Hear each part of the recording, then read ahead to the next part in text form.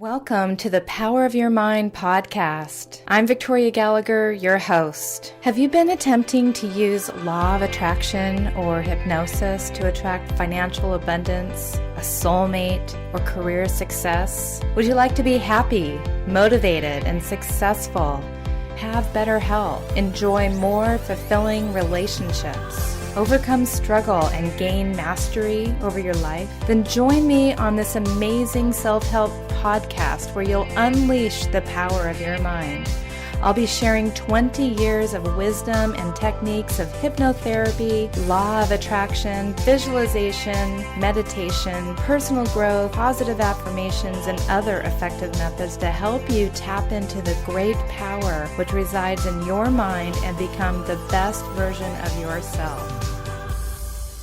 Well, hello and welcome to today's episode of the Power of Your Mind podcast. You're listening to episode number 95.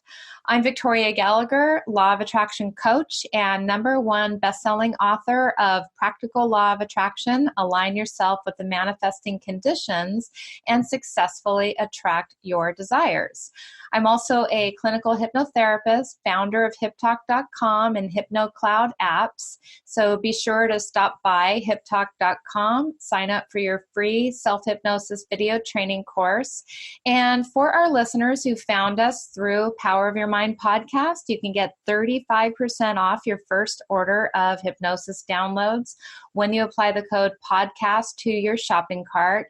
And finally, be sure to download our latest HypnoCloud app from the iTunes and Google Play stores. Today, I have a very special guest with me, Eliyahu Jian, and he is an author, a life and spiritual coach, motivational speaker, advisor to people of all ages and backgrounds.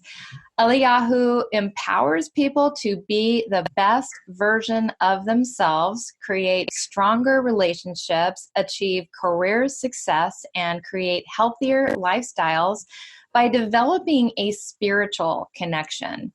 He's shared his vision and guidance with some of the most famous and influential people in the world, and most recently, for everyone, in his book, The Laughing Billionaire, How to Become Rich and Happy. Through his studies and work, Eliyahu discovered that cultivating true inner happiness enables one's success to increase, and that money doesn't mean happiness. Known for his keen sense of humor, contagious smile, and natural ability to simplify complicated knowledge, Eliyahu uses a multitude of spiritual tools to teach. His primary teachings are based in Kabbalah.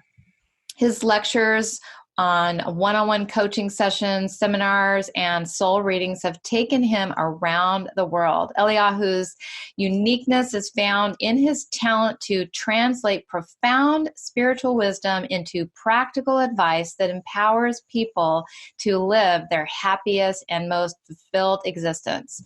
Growing up in Israel, Eliyahu lived in a traditional Jewish home and began seeking spirituality at about the age of 16. Eliyahu has spent recent decades studying with the world's leading motivational and spiritual teachers, allowing him to connect with thousands of people around the world looking to improve their lives and the lives of others. Eliyahu's passion for spirituality, happiness, and success continues today. As a co-founder of Vital Transformation, Eliyahu touches the lives of thousands of people daily with free online classes, devoting to helping people find their true purpose in life and be their best. Today, I'm going to share some of his insights on the billionaire lifestyle and his book, The Laughing Billionaire, How to Become Rich and Happy. So welcome to the show, Eliyahu. Thank you. Thank you for welcoming me. I feel home. I feel welcome and I feel safe in your hands. Yes, definitely. And we all are practicing being safe in our homes right now, as it's right now, just to time this event, we're recording this on April 3rd, 2020, and the whole world's on lockdown right now, pretty much. It's crazy. And so I think more important than ever, your message needs to come through about how we can use this time to make ourselves happy and make ourselves rich and wealthy on the inside and spiritually speaking. So thank you so much for being here and sharing your wisdom with us. Thank you for letting me be with you here. That's wonderful. That's You're sweet. welcome. That's bringing happiness, and your energy is awesome. Oh, and so is yours. I just want to say here, for those of you who are listening to the podcast, you cannot see Eliyahu's smile, but it was absolutely true what I said. He does have a very contagious smile. I mean, so you ever seen the Buddha, and how the Buddha just has that laughing, he's got that same kind of grin on his face. So, he must have some reason for smiling so much, or maybe not, maybe the smile brings the reason. Yes. So in the title of your book, The Laughing Billionaire, How to Become Rich and Happy, why did you write that book? Like how did you gain this wisdom? Who is this book for? Why did you write this book? It's very good question. First, if you think about billionaire, usually we think about people rich, but not necessarily smile. And when we think about people who smile, they're not necessarily rich. So we have to somehow create a combination between those two formula. The people who don't have money say, one day I will be happy when I have money. The one who have money say, one day I will be happy even when I'm rich. But when you have already the money, you are, let's say, 70 years old, you're a billionaire. Most billionaire, if you look at Forbes, you're going to see that most billionaires are making their money when they're older, when they're 70, 65 and above. And that's then they realize that the money cannot buy them happiness. It can be too late. So I wrote the book to open two channels, because I believe there is two frequencies to ourselves. One frequency is the body, one frequency is the soul. And the body frequency, those of you who believe in that, is more of a selfish frequency, more the ego frequency, which is needed for survival, because we have to stay alive, stay healthy, take care of the body. So it brings to expression the soul. The soul is basically something that you can't see with the physical eyes. Doesn't have room, doesn't have space. It's not located anywhere. It's awareness. So you combine the soul, which is all happiness and love, with the body, which is all me, and myself. And Laughing Billionaire, meaning the combination of both, to be able to have both frequency. So I wrote this book based on knowledge from 4,000 years ago, but I couldn't share it in a deep way. So, because when I teach spirituality in different levels, there is a level of spirituality which is very deep to understand, very difficult to understand for most people. So what I did, I took something very deep, I put it in a simple term, so people can use something which is 4,000 years old into today's life. And if they're going to use it, I believe, I teach in New York for many years, so I believe the proof is in the pudding, which means if it's working for you, that's mean it's good. If it's not working, you cannot give me pudding and say it's good. I will taste it and I will tell you if it's good. Because there is a difference between the truth and a fact. The fact is not good or it is good, that's a fact. Truth is of your observation, whatever, it's more relative to where you are. Fact is a fact. So basically I'm offering people information that based on fact, not on truth, not on opinion. And it's working, but you got to do the work that come with it. It's not kind of a magic that you just read the book and tomorrow morning going to wake up Superman. No. That's so true. You have to do the work. The work. And it's not a lot, really. It's a commitment on your mind, on your lips, and on your action. 3 levels. What you're thinking, what you're talking about, and what you're doing. If you just remember those 3 things, you're good. That's it. That's really.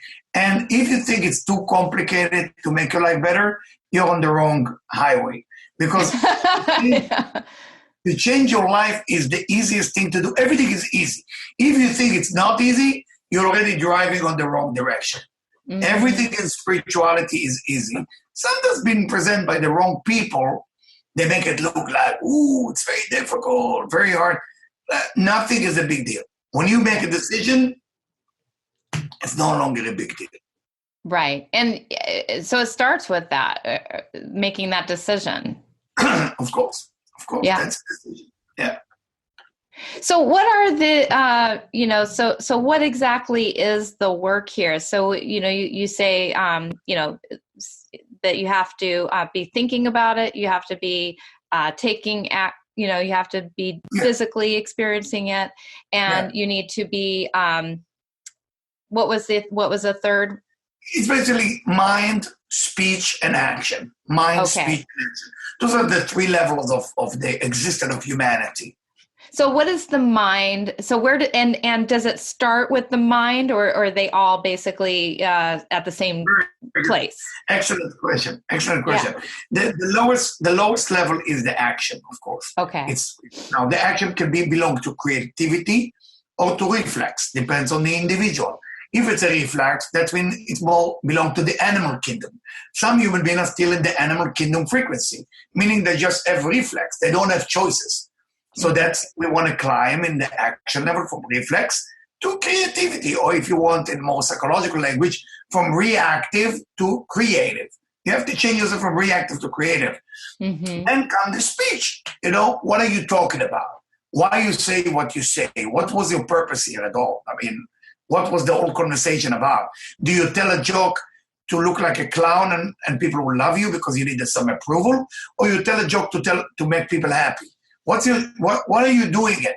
You're doing it for sharing or receiving when you talk. Mm-hmm. Then the mind. The mind is the lot of people talk just because they're getting they want to hear themselves talk. Exactly. And that's called a lack of approval, meaning your parents was not approve of you. I don't know, your wife, your husband, your children, your dog, your trees. People don't like you, so what do? You try to get audience. What do you become? Comedian. Comedian is a way to become a clown. And by becoming, I'm not against comedian. I love people to tell jokes. But telling jokes can be both. Either you want to get attention from people, or either you give happiness to people. Mm. Then come the mind. The mind is the most complicated thing. Because the mind, we believe that, when I say we, it's based on Kabbalah knowledge from 4,000 years ago. The mind has a thought or an idea that passing by, almost like a river passing by your head. Try to imagine that your head is like a straw or like a dish, and it captures whatever it is out there. So if there is a positive thought passing by, what do you do about it? Are you going to act on it or just let it pass? If there is a negative thought, what do you do about that? Are you let it sit in your mind for too long and bring all kind of self-doubts, or you will work on yourself to overcome it? So the mind is more for advanced, more for people who want to practice the advance of spirituality, which is very difficult. I would say it is difficult. When it's come to the action, it's easier. When it's come to the speech, a little bit more difficult. When it's come to the mind, that's for the master. Because the mind is what you want to do with you. Pray, meditation, you sit with yourself, you deal with you. You deal with the you. There's nothing there. You can't change the universe as it is, but you can change you. Your vision can change, because the truth for each person is different. But the fact is always the same. You can't change the fact. You can change the truth for you, the POV, the point of view. Mm-hmm. I love it. Yeah, this is really good stuff. So how long have you been practicing this? And, give us a little bit of an understanding for those of, those of our audience who are not familiar with, this Kabbalah. Like, how did you get turned on to that? Is that, is that just something that's always been in your life, or was there something that turned on one day? I went to an ultra-Orthodox Jewish school, which turned me off about religion and God and spirituality, which made me a little bit upset about why would my mom send me there. My father grew up as an orphan in Sicily during the Second World War. And my mother grew up born in Libya, and they met in Israel. So I grew up with a father who was not a believer, and a mother who was too much of a believer without any spirituality, just religious. And so I grew up in a household that had both. One is more on the religious side, one is more on the absolutely don't believe in anything. So which was very healthy for me, because then it's good. For me, it was healthy. Maybe for other people, it will be confused. Then I was seeking for something more with an answer. So I study everything that is there for me, a very young age, whatever it is, astrology or how to read palm or different things, Kabbalah. I found many teachers and in many places they teach Kabbalah. I went there and I study courses and courses.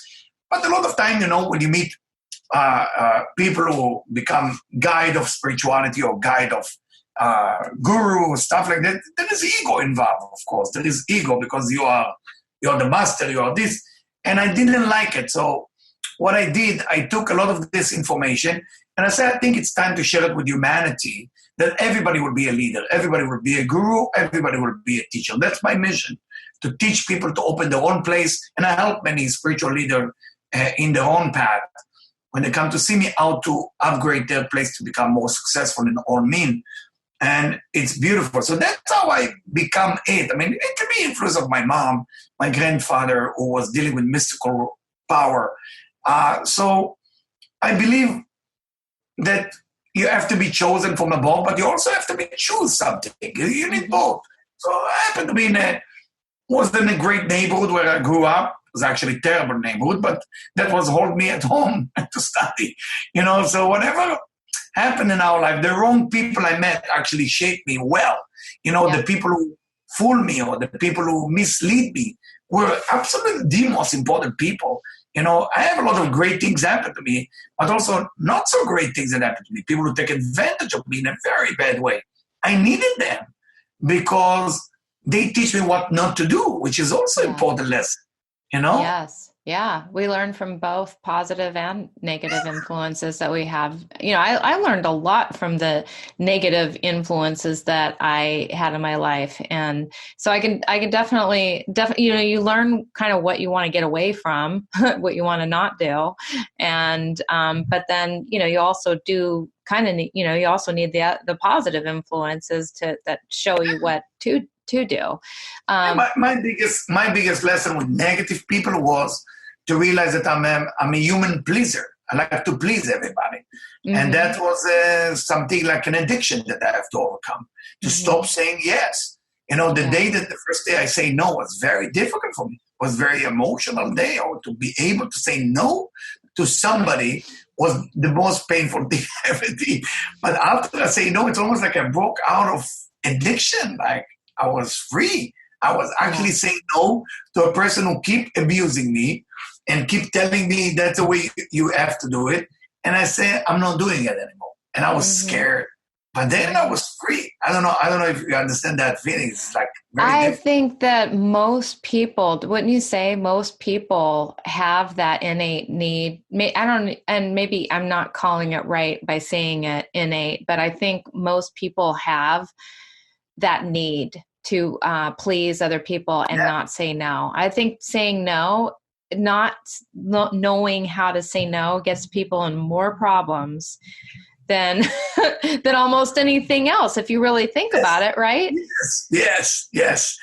And I always tell people, when I meet people now as a coach, as a life coach for them, so they come to see me, it's one of my first question. Did you ever say no to somebody that you're afraid to say no to? And all of them say, no, I can't do it. And I said, practice. And when I said to them, practice that and don't look for validation, and you will see a different image of yourself, you know? It's interesting because my husband and I just went through this exercise a few months ago where, I'm good at saying no, but I always have to back it up with a reason. And what I learned during this whole experience that we had a couple months ago, because I told him no, but then I'm like, because blah, blah, blah, blah, blah. And that invited him to challenge my rationale, right? And so we get into a pretty nasty argument about it. And then, later, just after doing some soul searching and really understanding the the crux of the problem here. It was that I felt like I needed to give him an explanation, and the explanation invited that explanation to be challenged. And so I said, you know what? From now on, here's the boundary. The boundary is no means no. And I don't have to have a reason. And that's it. If you're not okay with that, then say, are you open to discussing that? And if I say no again, then no, it's just no. That's and I think, and people just need to be okay with themselves being able to say no without. And I don't know if we maybe have gone off on a little tangent here, but we'll get back around to it. But I think that is a big key to people being happy.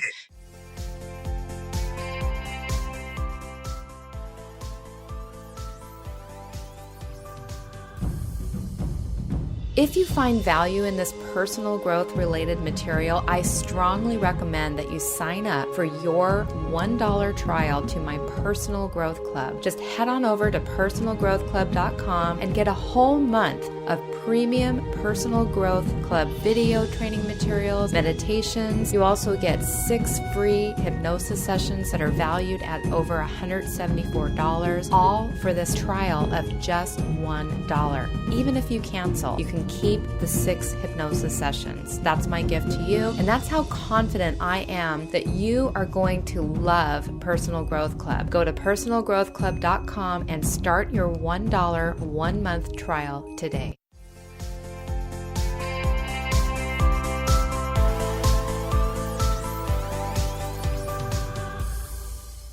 Big one of being happy. I tell you, I built many organizations. I was working for many organizations without mentioning their name. And I'm a writer, so I write curriculum for them and courses and different things. And I travel all over the world to build things for them, bring celebrity, bring money, bring all those things. And I remember one of the things, I built the one in New York, the one in Florida, the one in LA, the one in Chicago. So one of the tasks that they asked me to do, I said, can you do for us the one in Berlin? We have to build the one in Germany. And I was just moving to LA. I started enjoying the sunshine. And I look at the person when the first time I look at their eyes, I say, no. They look at me and say, you say no? I mean, you're doing it for 27 years. You build spiritual curriculum and everything, and you're going all over the world. And we do. I said, I'm going to say no, guys. I'm going to say no. And I'm sorry if you're going to, that's mean no money or no nothing. I'm going to take a leap of faith here and I'm going to say no. And if that's mean that I have to do something on my own, I'll do it. And that will make a turning point. I start laughing actually to myself. And then I call one of the people that I help him build his company with different celebrity who opened the business with the rich people. It was a clothing line. And I called them and they sold it public. And I said, my man, he said to me, what's going on? I said, listen, I just say my first no. And he started laughing. He found it funny. Say, you? I said, yes, I know I look tough, but I actually had a hard time with saying no. And I did it. So he congratulated me and we went out and we had a good dinner. And he's very successful. He's very famous. And he told me that that's the first step of getting to the next level. It doesn't have to be anything, just next level. Because now you trust yourself that you can make it. So the Laughing Billionaire is about, if you want to laugh, you have to find your freedom. If you want to know what is your freedom, is the ability to do things that you didn't do yesterday. That's freedom. Yeah. Yes. Yeah. I love how... Joe Dispenza, you just reminded me, talks about breaking the habit of being yourself, meaning because pretty much from the moment we wake up in the morning, we're doing the exact same thing on autopilot that we did the day before. And in order to, have something else, we have to be something else. But in order to, be something else, we have to have different thoughts going through our mind. So talk about that. I want to, so how did you come up with this title, The Laughing Billionaire? Like, explain that to us. What's that all about? I mean, the Laughing Billionaire is how to become rich and happy. Mm-hmm. So it was a gentleman that drove his fancy car. He's super successful from New York. His office was in the lower west side, I think, not east side, yeah, west side. And we're driving together with his fancy car. He stopped on the highways. I teach him to share. And he gets some donation and food and this and that. But then I see him crying on the way home. He lives in Upper East Side, New York. I said, why are you crying? He said, well, I give money to people. I give food. And I look at their face. They're very happy. I cannot be as happy as they are. What is missing? What is not working in my life? He divorced 2 times at that point. Tried to get married for the 3rd or 4th time. And nothing is working. Just nothing is working. So what I believe that we can develop different muscles. Like you go into the gym, you can develop different muscles. The same thing, the skills and muscles that we develop to make money or to be happy or to be spiritual, it's a muscle. Depends what you're focusing on. If you focus on making money, you're definitely going to make money. Being rich, it's a skill. You can born with it. You can bring it from another lifetime if you believe in the reincarnation. And you can bring it from childhood or something that you understand how to make money. You sell something that's worth 2 for 10, you have $8 in your pocket. Nice. Then you sell a lot of them, you're rich. Wonderful. I love how you take things and make it so simple. It really is. So simple. It's so simple when you focus only on that. But then you lose the concept of romantic love. You lose the concept of what does that mean, intimacy. You lose the concept of having a hobby. When I go with people like super rich from Forbes or something like that, and I go on the private jet, and they tell me, Eliyahu, so what are we doing? What are we coaching me? So I cannot coach you on money. I can only coach you on life. So sometimes I'm taking them to shop in a supermarket, not now, but the old days. So we're traveling to Vail, Colorado. We led the private jet and we get to the car. And I'm teaching this gentleman who has enough money how to deal with the cashier, how to deal with people, how to deal with the cleaning person in the supermarket. Simple stuff that this person never had a chance to develop. He developed money, but he never developed interaction with human beings, never developed fun, never developed anything. So the poor guy is miserable. He has it all, but he's empty. So that's the concept of the book, is to teach you how to have both. Don't just grow rich and forget to develop the rest of the thing, because then it's dangerous. It's the same with beauty. It's the same with wisdom. It's every gift that you have in your life. If you develop only that gift and you didn't learn how to develop it for the sake of others, it will go against you.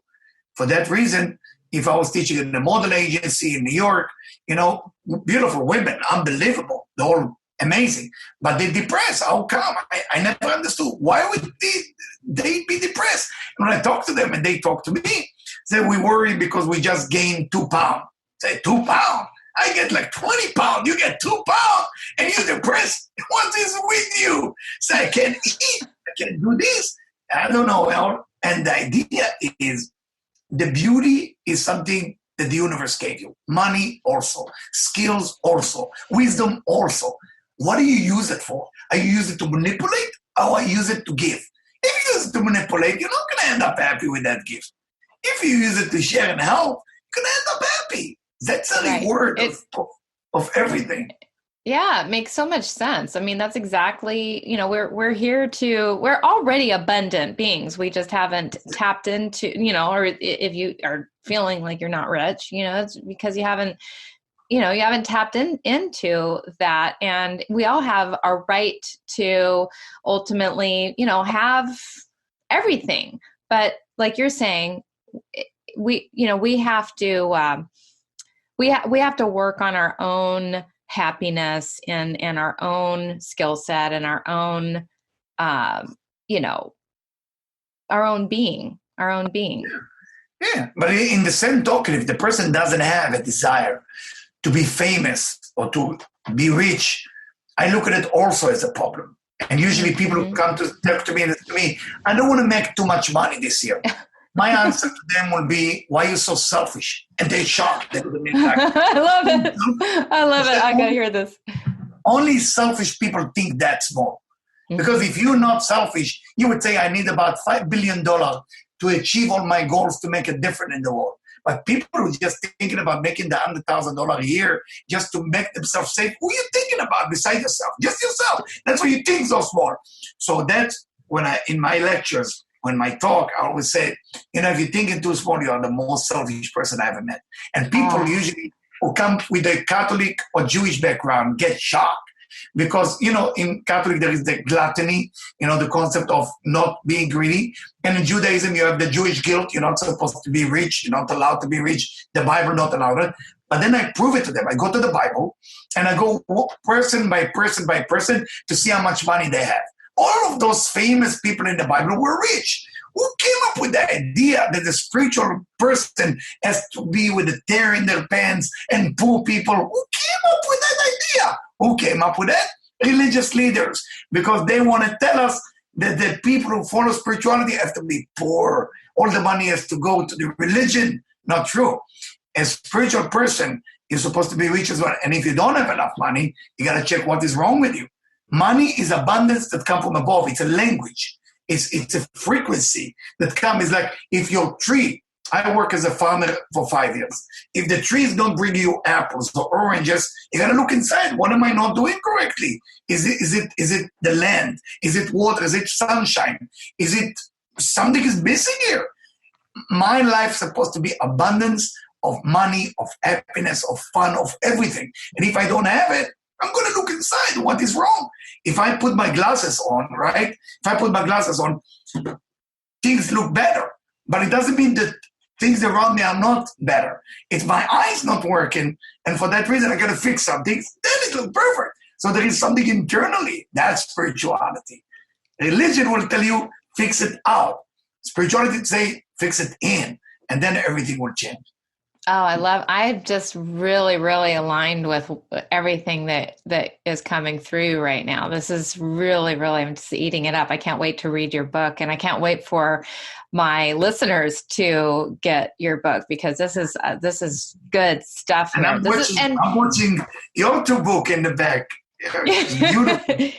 Weight loss, power, and the law of attraction. I love both of them. Unbelievable concept. And to be with you, I feel so comfortable. You bring love, you bring sweetness of energy out there. It's beautiful. Thank you. It's a good blend here. This is a really, really good thing. Nice conversation.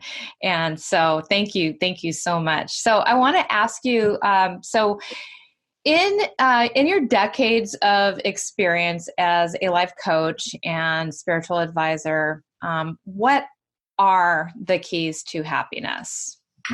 What's the key to happiness? Well, it's so simple. I mean, the first aspect is to earn it.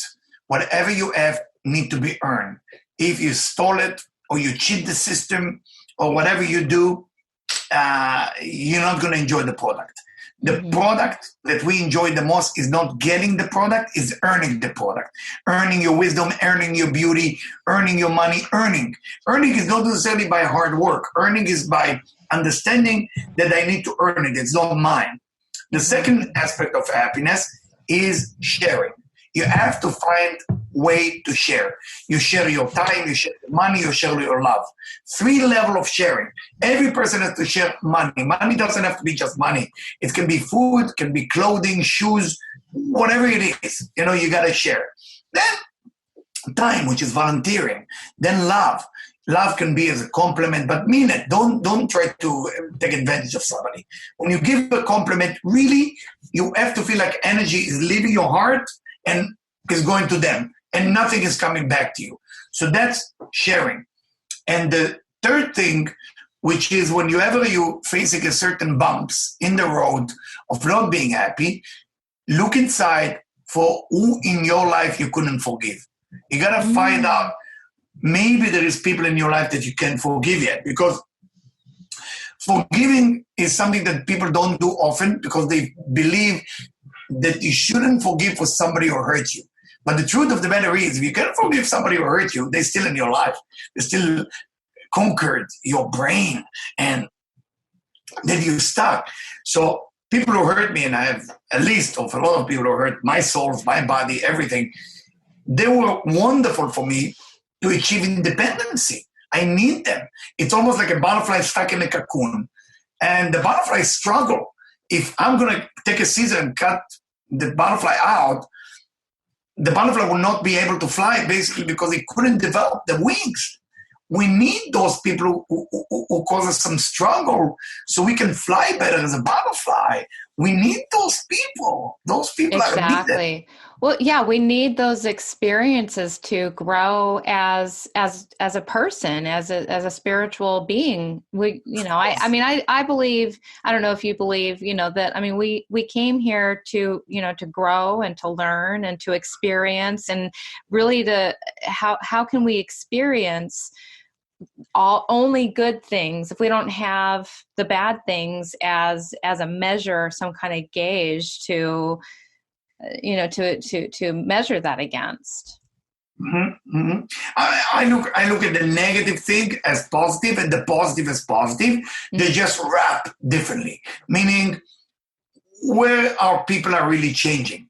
There's a question, are people changing because you inspire them or because they are, desperate, maybe? Desperate or something like that. If people go into desperation, if you wish, they change it actually. When people go into inspiration, they're falling asleep. It's very difficult to inspire a crowd for too long. They eventually run out of ability to follow you. But when there is desperation, everybody's alert. Oh, alert, what I'm going to do? And they get it and they change. It's a wrong change because it's come from fear, but it's a beginning. But inspiration usually put people to sleep. It's very easy. It's almost like right now, even, while we're in these times, there's a lot of people having to figure out how to be creative and tap into resources because, they can't work outside of their house. They have to figure out, different ways. And so I think it's really causing people to grow. How could this not cause people to grow? We're having to learn how to be patient, how to, be more careful, how to be innovative, how to tap into resources, how to quiet our minds from all the outside, just so much growth is happening during this time. Totally with you on that. Yeah. So, all right. So the three ways are that you talk about are earning, sharing, and then sharing of our time, money, and love, and looking inside for who we might still have some resentments around, and forgiving. Include yourself, which is very difficult to forgive ourselves if we did something wrong.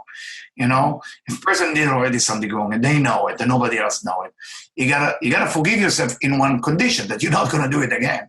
You can forgive yourself if you plan to do it again, because that's not forgiveness.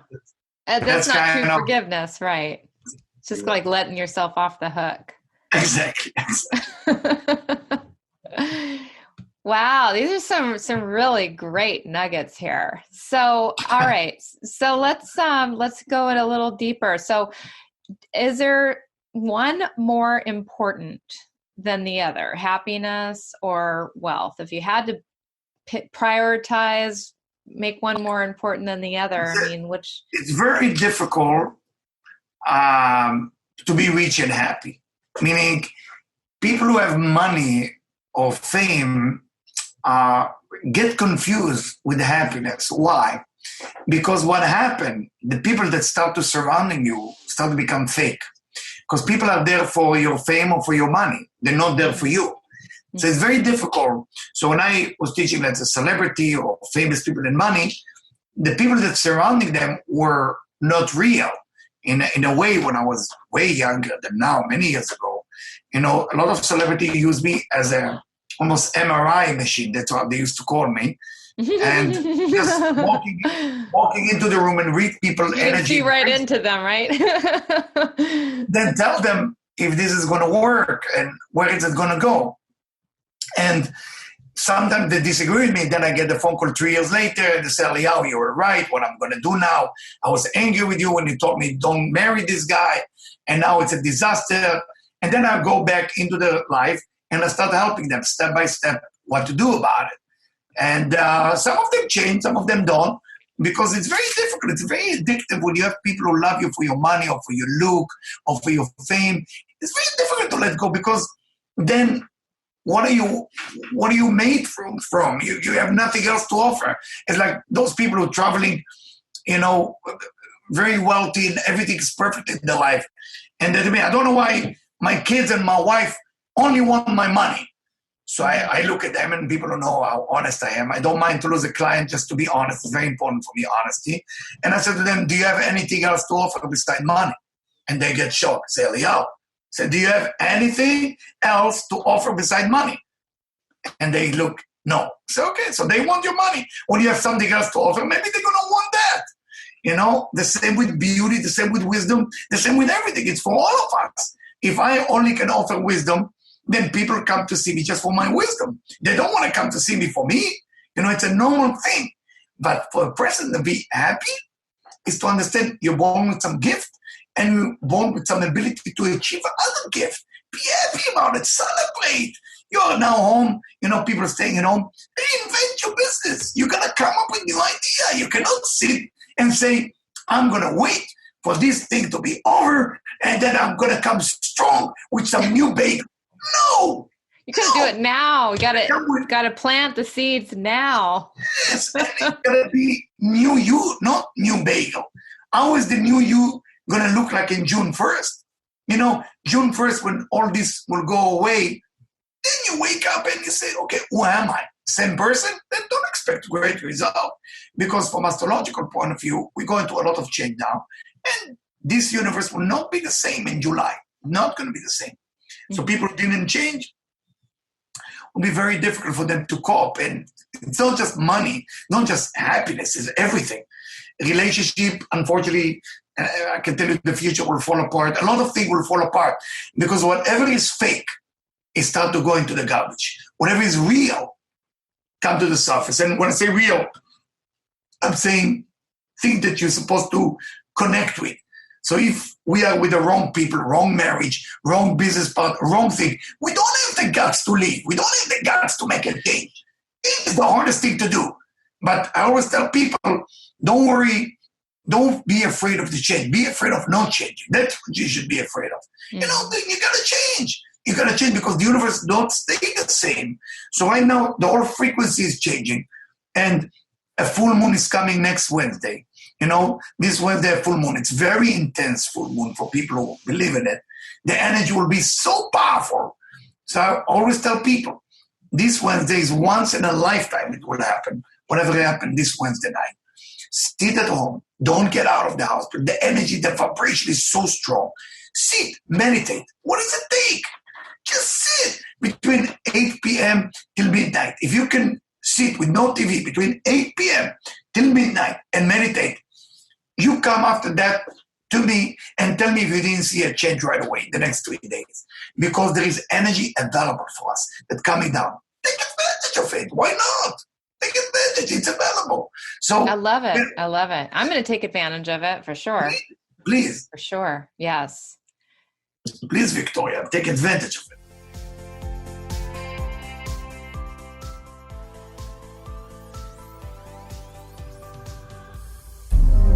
Hello, this is Victoria Gallagher. I hope you're enjoying listening to the Power of Your Mind podcast. As a way of thanking you for listening, I'd like to offer you a one-time discount of 35% off your first order at hiptalk.com. Just go to hiptalk.com and enter the code PODCAST in the discount code area in your cart, and you'll receive 35% off your first order. Thank you so much for listening to the Power of Your Mind podcast.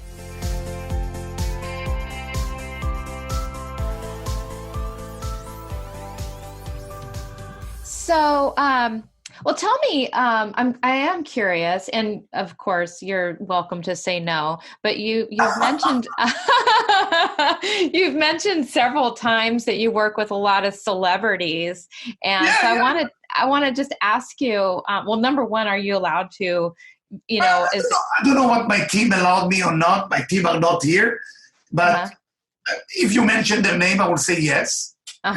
Okay. I would say absolutely yes. I work with many celebrity from all walk of life, singing, acting, football player, basketball player, tennis player, all of them. Yes. Wow. Okay. Well, if one comes to me naturally, like, the celebrities for me that always come to mind are, Oprah Winfrey or Tony No, Robbins. I didn't work with Oprah. I didn't work with Oprah. I didn't work with Tony. If you tell me, I would say no. Didn't work with those two people. Right, No. right. So, but if one just happens to come through my head, I'll throw it out there. But but what is it like? You can probably talk about your experience. What is it like working with these people who So I will tell you. It's very rewarding because they have effect on a lot of people, millions of people being affected by them. So I remember there's a very famous singer you all know. I don't want to mention names, but super famous. So I remember when I started working with the individual about their spiritual life, I asked them why they think they're famous, why they think they're rich, why they think they are the most famous singer ever live. Why them? And of course they look at me like, did we hire the wrong guy? Why is he bothering us with those questions? And I said, I'm not going to start coaching until we get to this answer. And what we get to this answer, that they were chosen to be famous. They were chosen, I don't know, by nature to be the one. Then I said, okay, what do we share? It's not just making money. We have to give back. And I remember, and it's funny, they used to call me Buddha, like you. Oh, Buddha just knocked on our door. Here he is again. He's going to make us change. They used to get scared in the beginning. Of course, we become good friends after that. The idea is that I push people to the limit of how they can give back to the humanity. Because I believe that there is 7.2 billion people. We are all the same. I give lecture in Hong Kong, China, everywhere. We are all the same. Amsterdam, London, wherever I teach, people are the same. We're not different. So people who become famous, they have a mission here. They can affect humanity in the fastest way. So if that singer go on stage and I ask them when they sing about love to say a few words to the people, and I'm writing it for them, and I say, please, I need you when you look at the people's eyes to speak to them, to believe in themselves, to overcome those things. So when I do that with them and they go ahead and do it, it's very rewarding because then I see the audience all over the world start behaving nice to each other, start behaving good, love the neighbor as thyself. If I go on stage and say it, I don't think I will affect the world that much. But if I go behind the scene and I'm teaching somebody who's super famous to go ahead and do it, that's I enjoy the most because they're the front man. They're the front man or woman, and you're the one that's helping them to be the best front man they can be. That's caused me a lot to deliver pleasure. because you're saying they're basically messengers. They've been chosen. Whenever you are in politics, or whenever you are rich, or whenever you're born beautiful models, or beautiful actors, or whatever it is, a singer, there is a mission for you. If you're a famous doctor, there is a mission. It's not that you have ego, that you're special. So the first thing I do, I said, hey, listen, let's get off the ego things, and enough with that. You were chosen to do something very important, but it's not just singing or acting or making money. Now let's take that tool and affecting more people. If somebody is a billionaire, then I ask them to start teaching other people how to make money because it's a skill. They can teach people how to make money. And then we sit together on curriculum and they talk about money. I talk about the spiritual essence of money. And we sometimes give the lectures together. I wrote a few children books. So there is a lady, wonderful lady in Miami, who hired me to write a curriculum for all schools. And it's to motivate children to believe in themselves, which gives me so much joy. I know everybody want to talk to me about the Laughing Billionaire, but I love children. I love children. And when I see children being developed themselves, I get very excited. It's not that I don't love adults, but when you see kids, when I wrote the first book for kids, The Snail with No Shell, where I'm giving kids a chance about the snail that lost his shell is still a snail. Giving kids a chance to believe in themselves and then go to hospital where there is kids and give them hope. And when this lady saw what I do and she said, Eliyahu, I need you to write a curriculum for school and let's make it different. Then She has power. She's a businesswoman, very powerful businesswoman, and with her husband, God bless both of them, amazing couple, and they have a tool how to affect the world in a better way. I'm just, or maybe the writer, and I write the curriculum and I write the thing, but to pass it on to the majority, I feel very rewarding to meet people like that, because through them we can make a difference. Through them we can make a difference. Absolutely. Well, speaking of your Laughing Billionaire book, how do you suggest people work with this book? Excellent question. First, don't read it too fast. I know I'm Israeli, so I know American dream, I'm here for 30 something years, is to read a book fast. Everything is fast food. No. Yes, everyone wants quick results. Quick result. So please, overnight success. Please, 3 to 4 days on a chapter.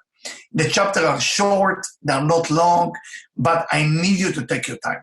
So every 3 days, one chapter, you wait. And then another 3 days, another chapter. Take your time when you read it. And then it will sit with your mind and you will understand what to do with it. Of course, they can also go to my non-profit organization that my wife and me created. It's called vitaltransformation.org, not .com, .org. And in this place, we offering everything for free. And there is a 40 or 35 video that I just shoot for beginners who want to understand spirituality. Just go there, enjoy. You don't have to pay, just go there and study. Everything is available. So just do something about it. Just click, watch, enjoy, get something out of it. And so this is like a kind of a free membership site, and people can just join and they can watch the videos and they can learn about everything. Everything. So there is no excuse. It's audio, it's video, you can download, everything is available. I love it. That is awesome. You have such a generous, giving spirit. I really, I just, like, you are just a man who is on a mission. You know your purpose, you know who you are, and you're just so easy to talk to. So, so what do you think most people, no matter whatever their background is, whether they're, man or woman, their race, what are most people looking for in life? Like, what is that common thing that we all just want? It's a very, very tricky question, because, I want to say love and happiness, but love can be misinterpreted in a way, because when people say love, sometimes they say, I love fish, that's how I want to kill it and eat it. So love is more related to selfishly what I'm going to get. When the original concept of love is, what can I give you with no agenda? That's the concept of love. So when people say, I've fallen in love, meaning I found a victim who can serve my need. And this is kind of a problem that we have there. So in the law of attraction that I see behind you, the concept is, what are you attracting to your life? You're attracting to your life people who are going to give you all the things that you don't have. And that's why you're going to end up with a victim.com mentality, meaning I'm victim, I'm looking for another victim. And then you end up in a victimization, marriage with victimization, children with misery.com, because all about you is lack, what I don't have. So love is the most important thing, and happiness is the most important thing. Those two things are the most important. But when you look for it, look to give it. Don't look to take it. When you look to give love, it's different when you look to receive love. So, there is a lot of song about love out there, but not necessarily the people who sing them are for the sake of sharing. They might be for the sake of what can I get from it. It's so true. I think so much music and so many, movies and so much out there teach us the wrong message about love. And like you say, and if you put it into law of attraction terms, it's about being love. If you're going to attract who you are, not what you want. You never attract what you need, you attract what you are. And so if you are love, you be love, you give love, you're going to attract love. Yeah. So for that reason, you can't blame anybody. And that's what the first step of spirituality. First step is taking responsibility for everything. If you fully take responsibility for everything, which is very painful, then what is the result of it? That means that you can change everything. But if you say it's not my fault, that means I cannot change it too. Yeah. It's taking responsibility, even though painful sometimes, it's the most empowering way to be. Because if you realize, whoa, I created that, even though I didn't like it, even though it's a tough pill to swallow to say, whoa, I created the things that I didn't like that are in my life. If you can get that on a deep level, then it makes obvious sense to you that, like, well, if I created that, then I can create what I really want instead. You know, there is a famous billionaire who taught me something, and he said something very powerful. I asked him, how did he make his money first? And he said, I collect all the complaint about my company. So what? So I collect all my complaint about my company. I said, what do you do with that? So I took it and I went one by one. And through that, I fixed my company to become the most successful company. Something so simple.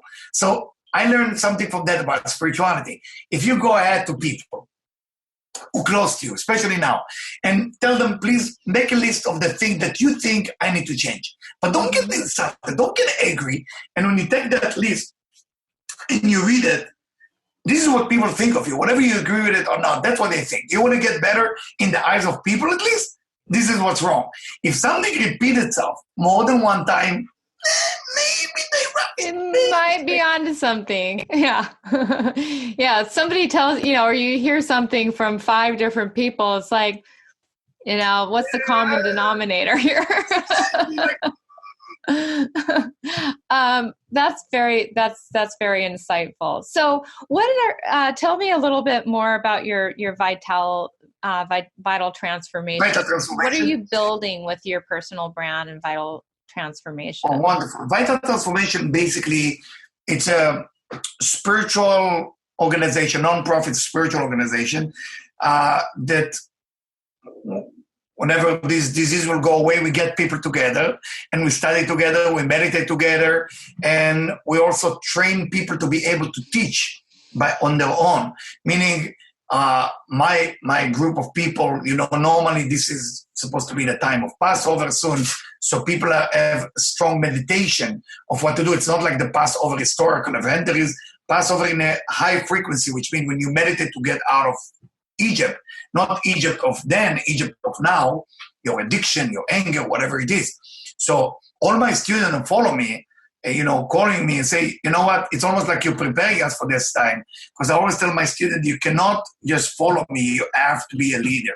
So vital transformation is we build leaders, we build people to follow spirituality, but then becoming leaders. So we're offering lectures in so many areas, whatever it is, Kabbalah, or whatever it is, a self-help thing, or whatever it is, meditation, or just a beginner of understanding of life, or how to make money, or how to read people in 5 minutes. There's so many subjects and information there that I make sure it will be for free, so there is no more excuse I can't pay for it. It's there. Don't be lazy. Go on vitaltransformation.org and study. Yes, I love it. Don't be lazy. That's my message. This is not the time to be lazy. This is the time to buckle down and, uncover some things. You have an opportunity right here. The best opportunity. I mean, the government's paying you basically to stay home and take advantage of this time and do something different. Reinvent yourself. We don't have to focus on the things that we can't control. Just focus on the things that we can control. So I love that message. And I love the contribution that you are. It's a beautiful, beautiful contribution that you're making in this world. So thank you. Thank you so much. Thank you for being on this show. And repeat your website again. It's vitaltransformation.org, or you can basically call it vt1.org. V like Victory, T like Tina, 1.org. Okay? And you should go ahead and enjoy yourself and have fun while you're watching it. Okay? Absolutely. Yeah. I'm going to check that out for sure. Cause I love that stuff. I love learning. That's one of my favorite things. That's why I got into What this. That's sign are how you? I ended up getting into this, industry is I love learning self-development, and it's my passion. And so I love that you're helping other people to tap into that for themselves. So I strongly encourage you guys to go pick up a copy of your book, which that's on your website. And is it also on Amazon Amazon. and Yeah, all you can get it on the Amazon. places? The Laughing Billionaire. It's on Amazon as well. Yeah, of course. Laughing Billionaire is on Amazon. Yeah, so pick up a copy of The Laughing Billionaire. Do you have any final words or tips or things that you would like to leave our listeners Final with words. knowing? Everybody make a promise after you're getting out of the house. I want you to put it in your calendar. When everything will be gone, where is the place you're going to dance and with who? You have to make that promise to yourself. You have to choose a location, time, and who you're going to dance with in the street. You got to put it on your video, on your Facebook, Instagram. Here I am. I promise that after that I will dance with smile. And I know where I'm dancing. I already put it on my calendar. Okay. And I know where I'm dancing on Cannon Drive here in Los Angeles, California. And I'm going to post it once we can go out and dance. And I'm going to make sure you're all dancing and smiling and celebrating of being together. Perfect. And we need to create a hashtag for that. Hashtag do something about it. Dance in the street. Hashtag dancing in the street. I love it. Like dancing in the street or something like that. No? Yes, definitely. So yes, I see that happening. I see people getting up and getting out and dancing in the street and laughing their way to happiness and wealth and abundance and personal development. And so thank you once again for being my guest on the Power of Your Mind podcast. Thank you. Thank you so much. If you enjoyed today's episode, please share it with your friends. And once again, be sure to subscribe to the Power of Your Mind podcast if not already. We can be found as Hip Talk on all our social media accounts. So like us on Facebook, follow us on Twitter and Instagram, subscribe on YouTube, and sign up for your free self-hypnosis video training course at hiptalk.com. Be sure to subscribe to the Power of Your Mind podcast, and you'll be instantly notified the moment the next podcast becomes available. Also, please be sure to leave a rating and a review to tell us how you're enjoying these episodes, and that way you're making a contribution toward others getting to share in this valuable information. Thank you so much, and I'll talk to you soon. You've been listening to the Power of Your Mind podcast, brought to you by HipTalk.com, Personal Growth Club, and HypnoCloud apps available at iTunes.